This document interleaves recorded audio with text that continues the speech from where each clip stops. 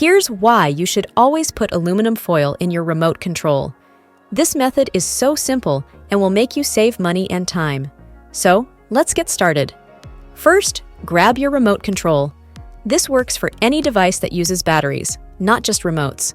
Now, as you can see, I have a battery that's too small for this remote. Normally, you'd think, I need to go buy the right size battery, right? But nope, not with this trick. We're going to use a small piece of aluminum foil. Yup, that's all you need. Aluminum foil is conductive, which means it helps transfer energy, and that's what makes this trick work.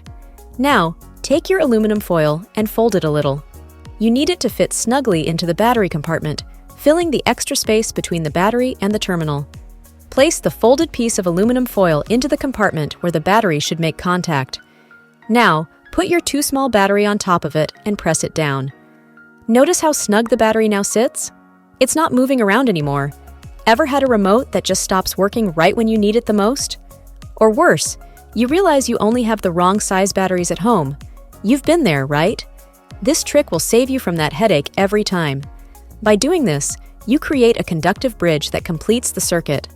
The aluminum foil helps the smaller battery fit perfectly, and it ensures your device gets the power it needs.